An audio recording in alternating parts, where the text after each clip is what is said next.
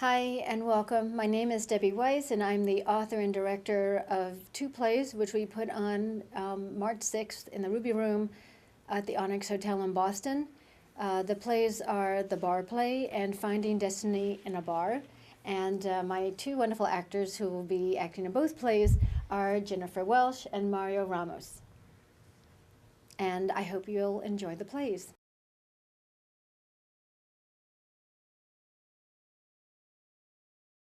Well, now that you've seen the plays, we are going to open up to a Q&A with me, the director and writer of The Bar Play and Finding Destiny in a Bar, and the actors to my left, Mario Ramos and Jennifer Welsh. So let us know, fire away. Let us know what questions you have.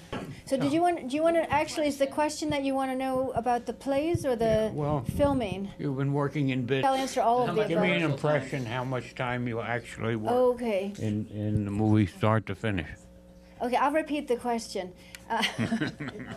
It'll be a lot clearer when you repeat it. Just to tell you, we've been taping the two plays just now, and each of the plays is about 10 minutes long, and we will occasionally stop and redo something, and so with that stopping and starting, the whole amount of time will be over a total of 20 minutes, and it's all put together in post-production or editing. And so they'll get rid of the bad bits and put in the retakes, and it'll just be nicely spliced together to make a very nice representation of each play. And so we'll have more than 20 minutes of film that'll make the 20 minutes of the taping of the two plays. Thank you.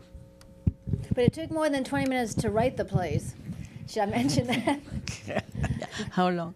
I have a question. Where did you find such beautiful actors? Oh, well, thank you.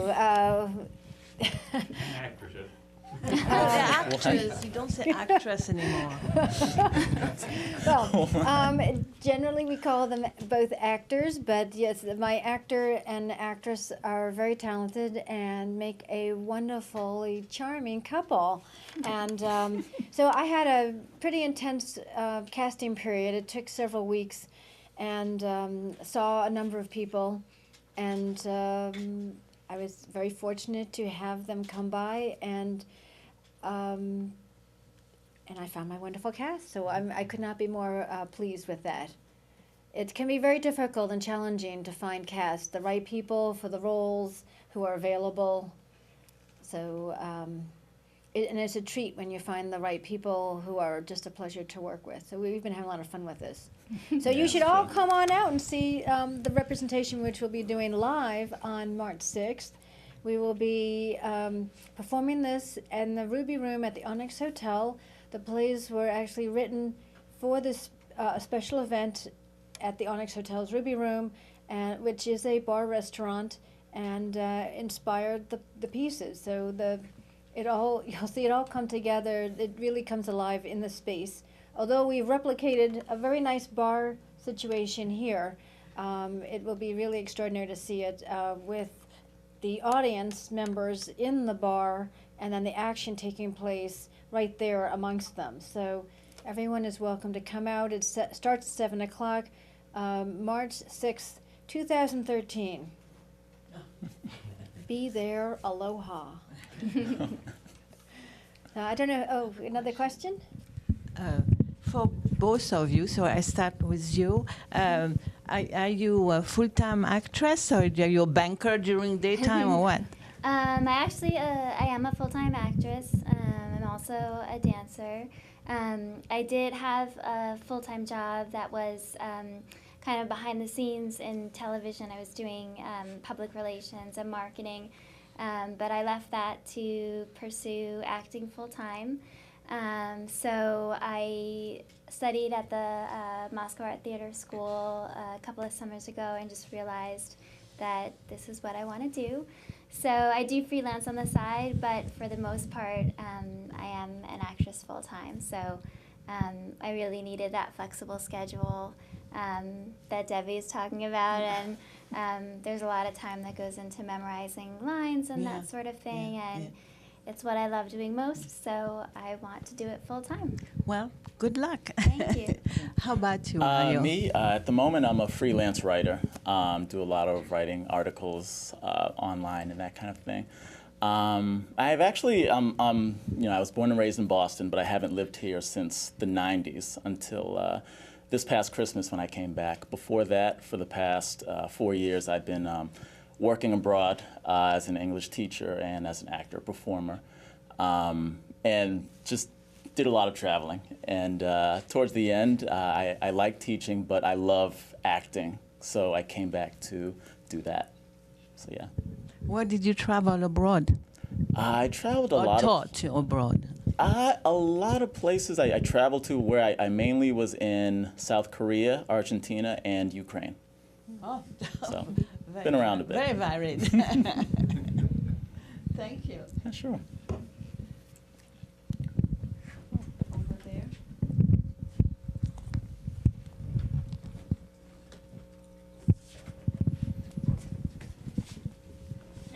Thank you. And this is to Debbie, is that right? Mm-hmm. So you're the director, producer, and writer? Yes, in a nutshell. Yeah, so that's I don't act. right. So that's a lot of work that you're doing, and especially as an independent, business person of your own right. Now, are these plays made for internet? Are they made for television? Who is your audience for these 2 10-minute plays? Well, the plays were written for the special event, so the audience will be at this event, and could be about 50 to 70 people there.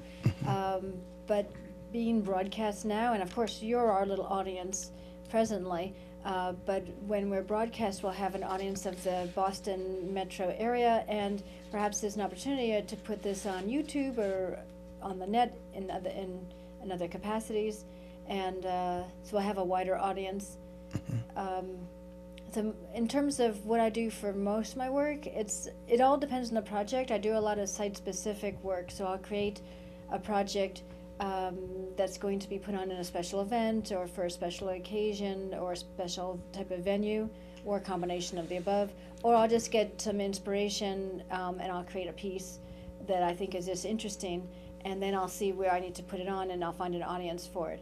I don't often have an occasion to have it taped, but it's great when you can tape a piece, because then it has a life after the performance. So that Right. even if you have like one performance or just a couple performances, which really limits your audience, unless you're in a really big venue, then you'll have a further opportunity for exposure by being on DVD.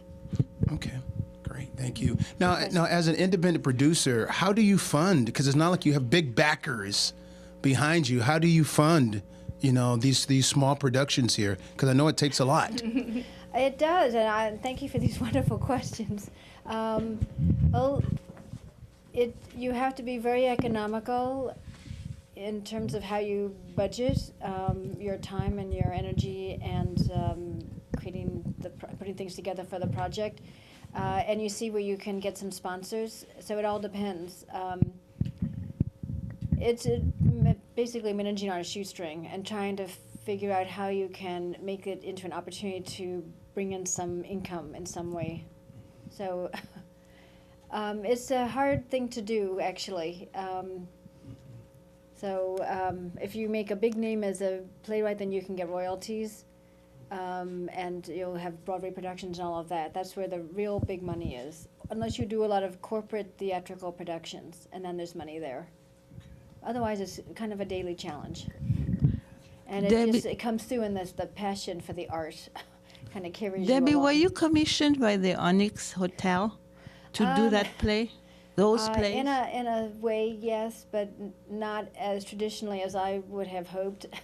So they didn't give you money to say go Well, ahead and do those 2 plays? No, it wasn't a commissioning up front. Mm-hmm. I haven't received anything yet. Mm-hmm. But there's the hope that through this event that there will be other opportunities to get more paid projects through them and elsewhere, because it's really very novel what we're doing. We're putting on theater in a bar restaurant that's fully integrated with what would normally happen in a bar restaurant. You've just seen the plays, and you see that how they would be taking place in the actual bar. They're real life kind of situations, perhaps with like interesting twists.